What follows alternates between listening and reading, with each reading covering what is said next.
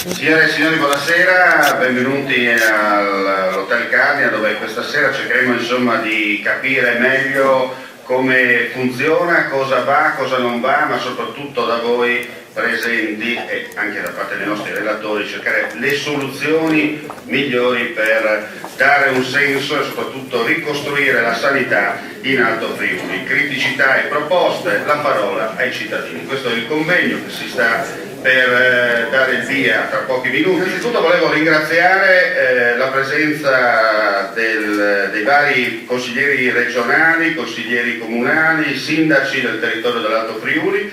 Poi permettetemi chiaramente di fare un ringraziamento particolare a Livio Treppo per la gentile ospitalità che ci ha concesso la sala per far sì che questo evento insomma vada a buon fine con un servizio completo a 360 gradi. Anche il piano emergenze e urgenze ha molte lacune e ha un contenuto politico di penalizzazione per il nostro territorio. Se da un lato ha creato nuove postazioni di ambulanza, seppur con orario ridotto in collocazioni di fortuna, ad esempio scuole, con dotazioni scarse e magari non a norma, ma soprattutto con personale non aziendale, come invece previsto dalla legge. Si segnala per esempio anche la rassicurazione avuta dalla Regione in vista della chiusura del pronto soccorso di Gemona, che prevedeva un'automedica Tolmezzo, di cui però ancora non c'è traccia. Ma anche la presenza in certi orari di una sola ambulanza a Gemona è un punto critico, perché quando questa viene chiamata sul territorio e poi deve portare il paziente altrove, questa zona rimane scoperta. In caso di necessità un'altra ambulanza deve arrivare dagli altri ospedali, con l'inevitabile allungamento dei tempi di risposta e relativi potenziali complicanze per l'infortunato o l'infartuato. Ma lo strangolamento gemonese non conosce soste, con la ventilata soppressione della chemioterapia, che già oggi è effettuata solo su 2 giorni, mentre prima lo era su 5, obbligando i pazienti a spostarsi in altri ospedali aziendali o addirittura a Udine. Inoltre sembra che in questo ultimo scampolo della legislatura il potere aziendale, eterodiretto da chi sgoverna la sanità e i relativi sodali, voglia portare avanti, anche contro legge, la lenta distruzione dell'ospedale. Una serie di azioni tendenti a denunciare determinate criticità, soprattutto per quanto riguarda non solo l'ospedale di Tolmezzo, ma l'abbiamo fatto anche per quello di Gemona, che andavano evidenziate e portate a conoscenza del governo regionale affinché questo mettesse in atto quella serie di correttivi e di risposte, così come nei vari documenti chiedevamo e auspicavamo. Inutile ricordare che con la creazione della nuova azienda sanitaria numero 3 di Area Vasa, le azioni di denuncia le abbiamo fatte e continueremo a farle. Non le facciamo e non le abbiamo fatte per partito preso nei confronti di chi ha varato questa riforma, ma stando anche alle denunce fatte in più occasioni dagli operatori, medici, paramedici, eccetera, che hanno avuto il coraggio di denunciare, a causa di questi sbilanciamenti, una serie di progressive ma inesorabili riduzioni dell'offerta assistenziale, terapeutica e diagnostica. Prese di posizione che meritavano di essere supportate dagli amministratori locali e dalle gente di questi territori.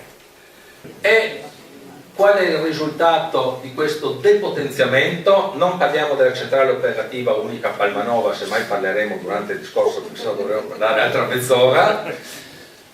Allora, questi sono la relazione SORES, cioè della centrale operativa, cioè sono i dati ufficiali della regione. L'11% degli interventi in area urbana arriva in meno di 8 minuti, che è il tempo di legge, il tempo normativo. Vuol dire che nei codici rossi e gialli l'85% del soccorso arriva in ritardo. Questo non era mai successo in questa regione, mai. Nell'extraurbano abbiamo solo il 36% che arriva in ritardo, ma 36% vuol dire che 3 persone su 10 sono in strada ad aspettare oltre 20 minuti prima che arrivi un'ambulanza. E in quest'ambito anche appunto vanno progettati percorsi di cura del malato cronico grave, perché quello che adesso non vuole nessuno, nel senso che il territorio non è capace di curarlo, l'ospedale non ha più letti, ma questo è il malato più fragile, il malato che ha necessità di cura. Questo dovrebbe essere l'obiettivo del nuovo, di quello che sarà la rinascita della sanità della nostra regione. Andiamo avanti.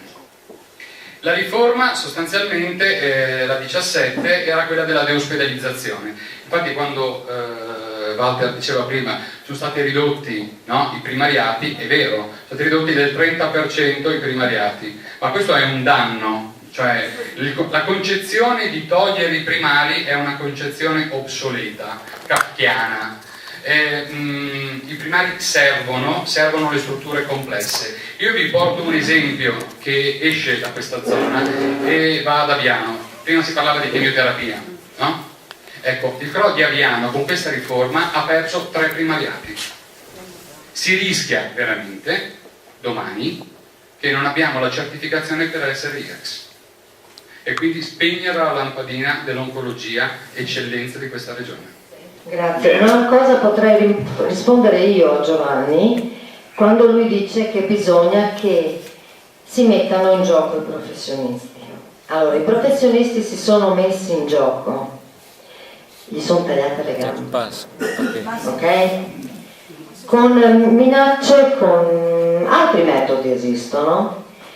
Però l'assessore Telesca ha voluto dimostrare un grande ascolto dei professionisti, tanto che ha fatto un bellissimo convegno a Udine. L'assessore incontra i professionisti della sanità. I professionisti della sanità, era una bellissima aula anfiteatro piena. I professionisti che hanno accolto l'assessore alla sanità sono 12.000 persone che non appartengono a nessun ordine, nessun collegio, non sono iscritti, ma nascono come associazione Coreaps nel 2015 su espressa indicazione dell'assessore Telesca. Coreaps sono i miei colleghi, sono colleghi dal punto di vista sanitario, ci occupiamo tutti delle persone. E chi fa parte del Coreaps non sono infermieri, non sono medici, sono logopedisti, podologi, dietisti, ostetiche, fisioterapisti e tecnici di radiologia.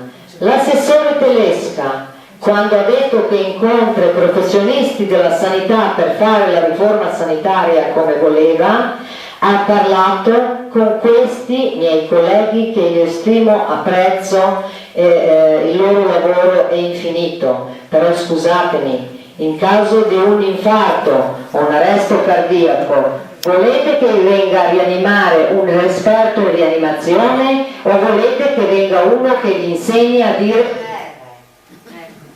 la R? Il sindaco di Ampezzo tirato in causa dal consigliere e dall'assessore amico Petris, però più che sindaco cittadino orgoglio di vivere in montagna. A me fa piacere, ma solo che io quando vedo questi dati mi inizio a preoccupare e dico questi dati, se il Ministero dice la sanità in Friuli dipende dalla Serracchiani, quindi dalla giunta regionale, io dico questi dati sono da girare alla Procura della Repubblica. Bravo.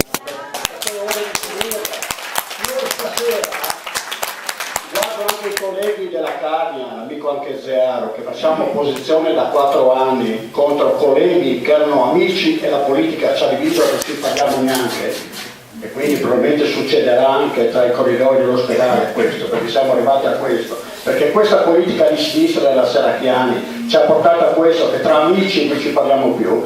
Il problema è questo, noi dobbiamo uscire stasera con idee chiare, se no buttiamo via ancora 2 anni, 2 anni, giustamente come diceva il primo che intervenito.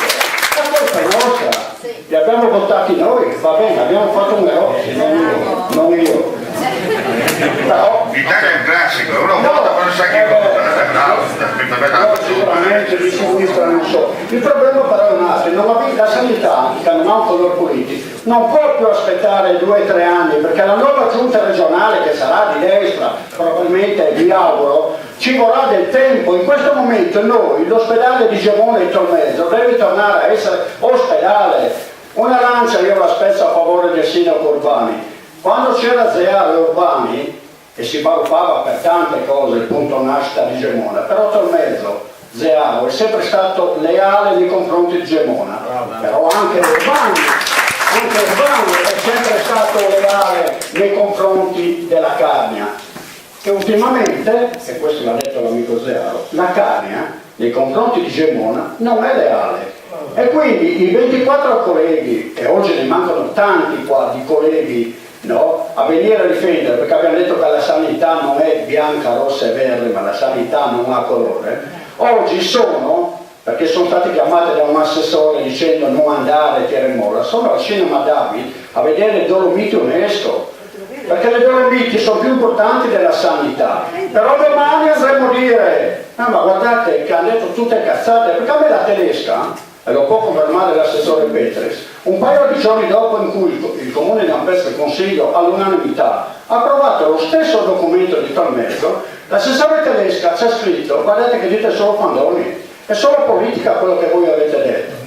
Questo è il problema. E questa famosa frase qua l'ho sentita dall'amico Borghi, presidente dei sindaci dell'Astra e l'altro giorno a Gemona durante l'assemblea, dicendo che una parte dei sindaci che dedicano all'ospedale e alla sanità fanno solo politica che fa male all'ospedale. Non ho capito. Noi che critichiamo questa scelta facciamo del male all'ospedale. Guardate i dati là.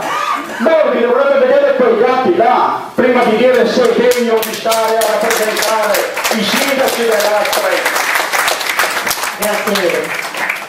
Per creare una sinergia tra Gemona e Tronezzo. Stasera la Carnia non c'è, e lo dico con un dispiacere enorme. I sindaci della Carnia non ci sono, Borghi per essere prima non c'è nessuno, i consiglieri regionali della Carnia non ci sono, e questo a me da carnico fa molto male, anche per rispetto di chi come me, come l'amico Zearo, abbiamo lavorato assiduamente con collegamento continuo con i comitati di Gemona, e lo dico con estremo dispiacere e mi scuso con voi per tutta la Carnia. Seconda cosa che volevo dire, i medici sono messi in gioco per fortuna, sfortuna o per necessità o per amicizia. Conosco diversi medici e ne apprezzo le loro capacità. Noi abbiamo dei medici validissimi, bravissimi, il dottor Vettorello, per fare un nome perché è intervenuto adesso, è il primo che mi ricordo. Ma ne abbiamo tanti bravi, molto bravi, e io l'ho provato anche su di me. Non possiamo perdere queste eccellenze, perché continuando in questo modo noi le perderemo. Perché se un medico non ha istinto, non ha la possibilità di sviluppare le proprie capacità, le proprie conoscenze, necessariamente è destinato a trovare altri lidi dove può esprimersi al meglio, perché è naturale, è umano. Guai se non lo facesse, non sarebbe un bravo medico. E su questo mi ricollego due persone in particolare, nei confronti delle quali ho un particolare rapporto. Il dottor Paolo Agostinis, che è stato il primo a esporsi e a subire gli strali della cara amica serracchiana tedesca, messo in un angolo grazie ai cittadini, non solo della Carnia ma soprattutto del Gemonese, lo abbiamo salvato. Ma questo non gli ha tolto l'ostracismo, perché è stato messo in un angolo e viene limitato nelle sue enormi capacità professionali, Un professionista della sanità, il dottor Vettorello, è qui con noi stasera. Sì, io purtroppo non ho sentito le relazioni di prima perché ero per strada, ma ho sentito l'amico Alardo, per cui ho pensato anch'io di sottolineare, ho pensato anch'io di sottolineare i rischi, soprattutto per la popolazione che corre la montagna. Io sono un medico che lavora qui nell'azienda da 20 anni, per cui ho avuto modo di vedere i cambiamenti, ma allo stesso tempo di capire il motivo per cui io sono arrivato qua e il motivo per cui in realtà tanti professionisti se ne vogliono andare. Il motivo è che in realtà negli anni, fine anni 90, l'Agenas dava i dati che c'erano nella montagna ed erano dati preoccupanti: l'indice di vecchiaia, la mortalità, le malattie cardiovascolari, come si diceva. Si tratta di malattie importanti che sono al primo posto nell'Organizzazione Mondiale della Sanità, per mortalità, invalidità, parliamo dell'ictus, delle amputazioni, delle ulcere, degli aneurismi, eccetera. Sono patologie che la popolazione anziana della montagna ha in percentuale molto maggiore della popolazione metropolitana, per cui tutti devono essere consci di quello che in questo momento rischiano, ed è una cosa estremamente importante questa consapevolezza. La grande condottiera del comitato in salvaguardia dell'ospedale di Latisana. Buonasera, noi di Latisana intanto vi portiamo i nostri saluti e sicuramente la nostra solidarietà. Voi sapete che noi siamo forse l'esempio plastico del fallimento di questa riforma, perché non solo si è rinunciato ad avere l'attrattività extraregionale, quindi se avete letto la stampa 3 milioni di buco di soldi non entrati nelle casse dell'azienda, non solo le donne non sono andate a partorire a Palmanova come pensava il mega direttore generale con un tratto di penna come si diceva prima, ma in più sono stati spesi un sacco di soldi, si dice 1,5 milioni di euro, per adeguare delle sale parto a Palmanova dove di fatto le donne non vanno e nonostante abbiano soffocato e chiuso noi sono sotto rispetto ai parti degli anni in cui Latisana era aperta, per cui credo che questo sia veramente un successo epocale, proprio è il paradigma del successo di questa riforma. Io però vi volevo dire una cosa, a Latisana i 47 medici che vedete lì come notizia del Messaggero hanno messo per iscritto, non appena è stato fatto il piano delle emergenze prevedendo la chiusura del punto nascita, che non era sicuro. Trovare 47 professionisti che si espongono e che si prendono il rischio di dichiarare questa cosa nero su bianco, io credo che sia una situazione più unica che rara. Sapete cosa è successo? Non solo se ne sono fregati di quello che dicevano i professionisti, ma i due primari che in qualche maniera hanno fatto un'opposizione più decisa non sono stati riconfermati come capi dipartimento e uno di loro addirittura è stato invogliato, diciamo così, ad andare verso un altro ospedale. Prima cosa, la sanità si svolge in ospedale, il territorio è importante, gli ospedali sono necessari, ospedali di primo livello. A proposito volevo dire al dottor Zauca che la chirurgia vascolare non deve andare solo nel lab ma anche nello SPOC, perché una patologia così frequente, non dico come l'ortopedia, ma molto frequente, non si riesce a farla solo negli ospedali altri. C'è bisogno di altre strutture. Ho fatto la tesi di specialità in chirurgia vascolare a Trieste su questo. Quindi necessità di più ospedali, di più posti letto, non di toglierli, perché non si può curare o diagnosticare una malattia sul territorio, ci vogliono gli ospedali. Ospedali, in questo nostro caso, tutti e due necessari, Tolmezzo e Gemona. Tolmezzo come ospedale di riferimento, quelle che Bolano diceva, quelle proposte su Gemona, lasciano per me. Mai io chiederò una chirurgia, se non dei sargeri, o una chirurgia d'urgenza soprattutto a Gemona. No, non serve. Però servono posti per acuti medicina, servono pronti soccorsi. Lasciamo stare la mia analisi che va ancora più lontana, perché la mia analisi delle decisioni sulla sanità dell'Alto Friuli dice che sono state tutte decisioni politiche. Di tecnico-scientifico c'è poco e chi ha vinto, chi ha più forze e più elettori. Quindi a questo punto la sparo tutta, sono stato sempre di centro-sinistra, ma per l'ospedale mi sputtano e maledetta la volta che ho votato la Serracchiani, pensando che urlano, non quelli che vengono accusati di fare politica. I rapporti dell'Università di Tor Vergata dicono che le performance del Servizio Sanitario Regionale del Friuli Venezia Giulia è nell'ultimo blocco come non è mai stato nella storia di questa regione, qualsiasi governo avesse governato. Allora, il primo elemento è il segnale di rottura rispetto a questo sistema. Allora, che cosa è accaduto? Perché poi non ci sono le differenze, diceva bene la signora prima, no? La montagna, Gemona, la Carnia, poi ognuno vive legittimamente le preoccupazioni che conosce meglio nel dettaglio. Però guardate che il filo conduttore è una vicenda chiara. La vicenda chiara di questa riforma della sanità, e ha ragione Walter Zaruca a raccontarla, quando dice questa è stata una riforma ideologica.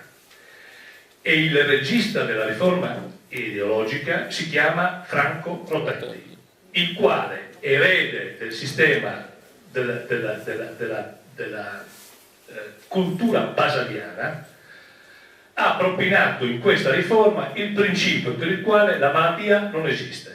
Bastano 2 concerti, 2 canne e la malattia ce la togliamo dalla testa. Io volevo condividere con voi giusto due pensieri. Il primo, volevo dirvi quello che ho sentito 2 giorni fa da parte del presidente Serracchiani, che ha detto che uno dei vanti suoi è la sanità.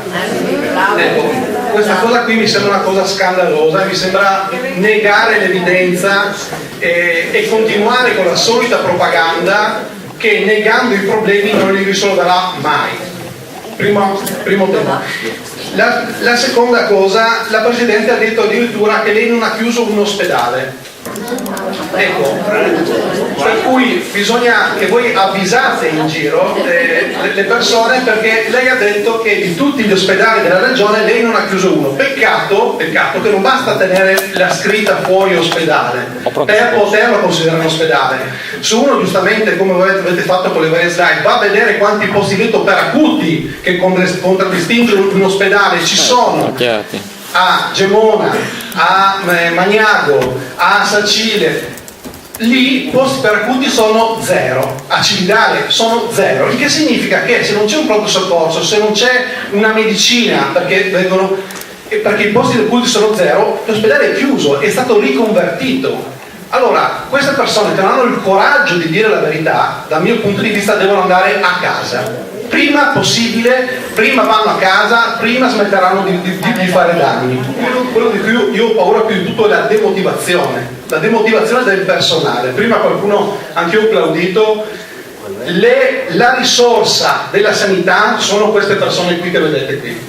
Sono dottor Zaruca, che ha lavorato 30 anni, la dottoressa Stabile, tutti gli infermieri che ogni giorno spendono e lo fanno non per ricevere la paga, ma perché ci credono, perché credono, come ha detto prima anche il rappresentante degli infermieri, che la salute è un diritto e va garantito. Probabilmente lavorando in privato guadagnerebbero anche di più, probabilmente, però credono nella sanità pubblica e nella difesa di un servizio pubblico, e per questo secondo me dobbiamo ringraziarli ogni giorno.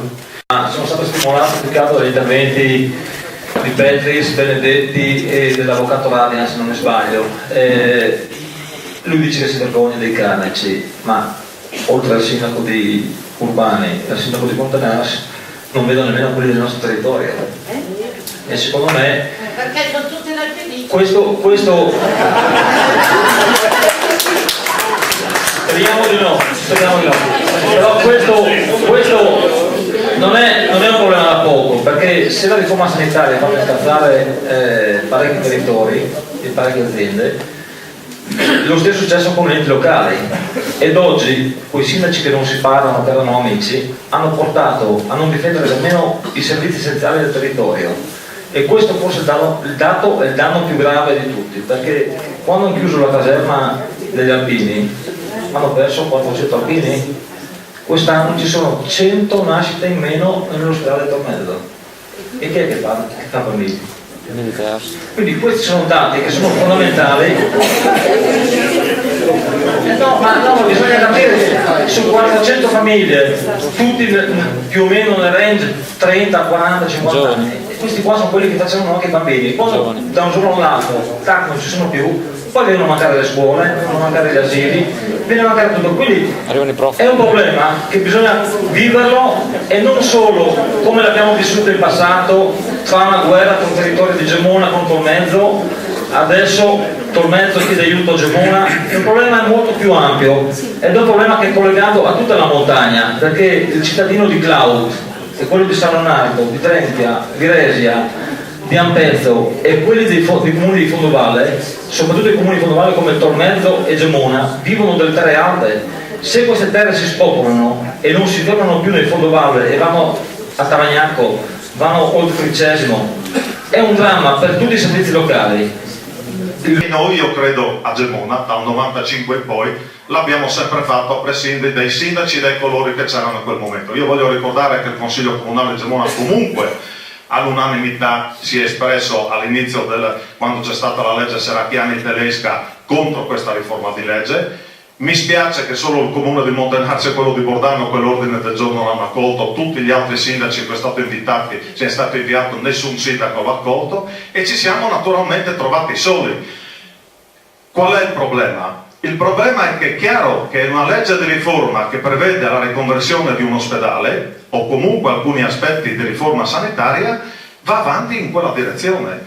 Io, per chi ha letto, l'ultimo appello che ho fatto dopo aver saputo del CAP che bisogna aprire all'interno dell'ospedale Gemona al terzo piano, distante, va bene, che sembra quasi che logisticamente facciano apposta per mettere in condizione di criticare le cose, però voglio dire, ho fatto un appello, visto che siamo alla vigilia della campagna elettorale, di fermarsi. Fermiamoci un attimo perché dobbiamo essere consapevoli che qui, a prescindere da chi arriverà a governare questa regione, sulla sanità dovremmo fare una profonda riflessione. Io ho ascoltato con attenzione i dati di prima, è chiaro che sapevamo che i dati sull'ospedale di Gemona erano falsi, è chiaro che sappiamo che l'ospedale di Spilimbergo è stato salvato avendo quasi la metà degli accessi di pronto soccorso di Gemona. Lo sappiamo di tutti questi dati, la politica ha fatto il resto, perché qui c'è stato un perseverare e una determinazione sul portare avanti questa riforma, così come le altre riforme, che non ha precedenti, calpestando tutti, calpestando chi soprattutto come i sindaci e gli amministratori sono le sentinelle di questo territorio e degli altri territori, perché non ci hanno ascoltato, perché i sindaci che si sono rivolti per la sanità, per le unioni territoriali, per tutte queste cose sono stati letteralmente calpestati, non solo, sono stati emarginati da tutto. Io non voglio neanche solo raccontarvi quello che è successo per il 40ennale del terremoto alla mia città, alla nostra città, che siamo stati vituperati, calpestati e offesi profondamente. Non c'è stata la presenza neanche della Presidente neanche il 6 maggio a Gemona, ricordiamocelo bene, perché era in altri luoghi con altri sindaci che hanno fatto la parte probabilmente tenendo acceso la speranza per la Presidente Serracchiani che questa riforma poi potesse essere come posso dire, avvallata da molte amministrazioni comunali sul territorio.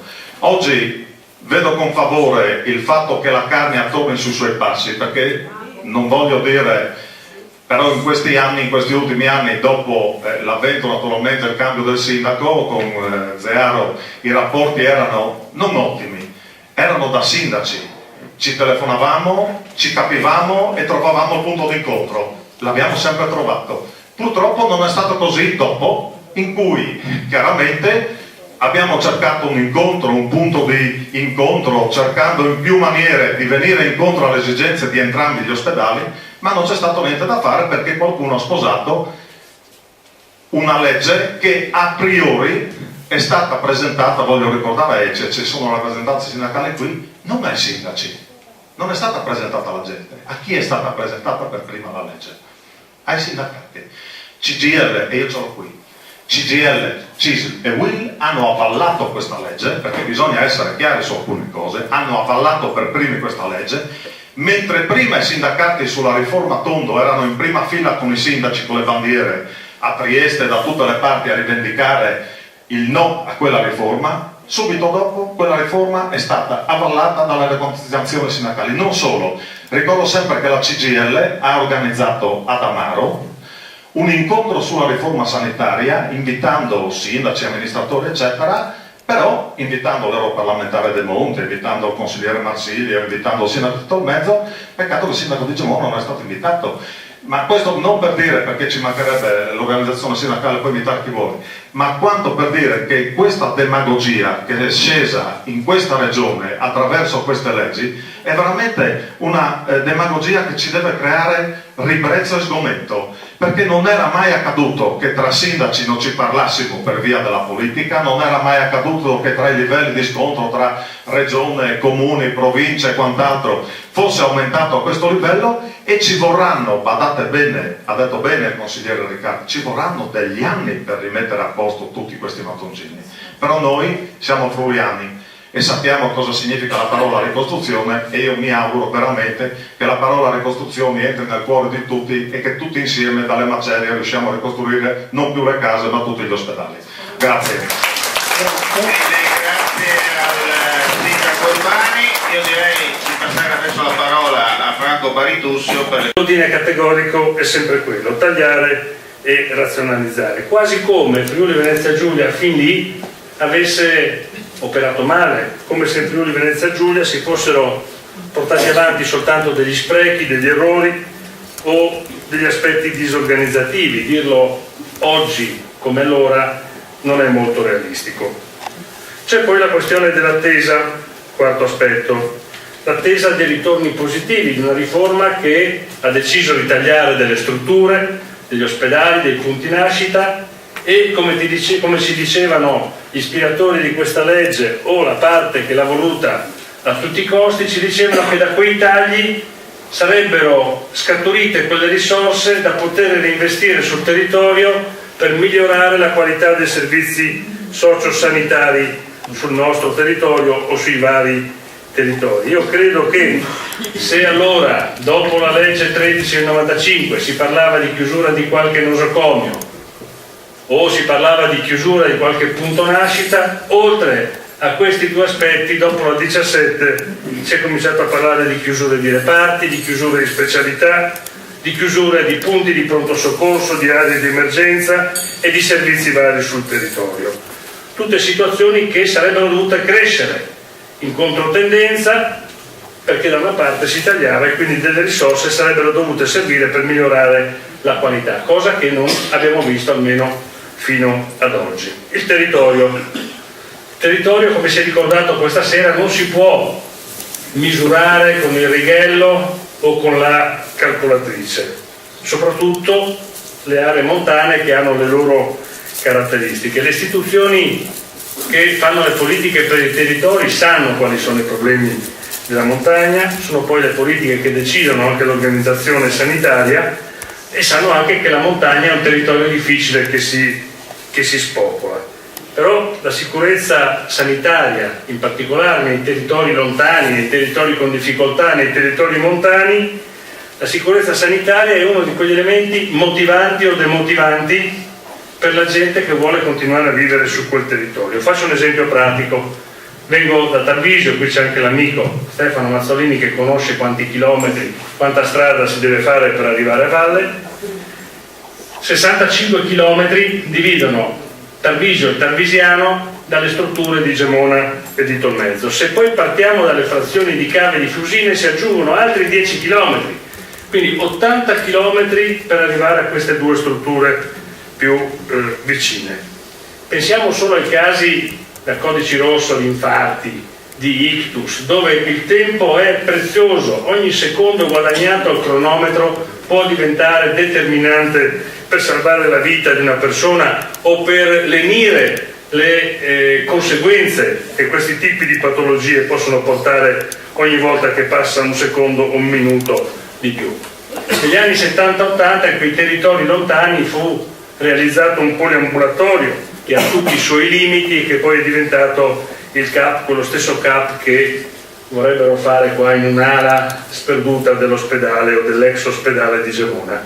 Ma la mia considerazione è questa: una persona che nasce in quel territorio, che si trova a vivere in quel territorio perché decide di vivere lì, di lavorare lì, quando arriva a un certo punto vicino alla pensione, si sente diventare vecchio, comincia a prendere atto dei problemi che l'età può portare arrivati ai 60, ai 70, che cosa fa? È portato ad abbandonare il territorio. Una decisione che non aveva preso prima la prende adesso perché comincia a percepire quell'insicurezza, comincia a pensare che rimanere in certi territori può essere fatale per la propria pelle.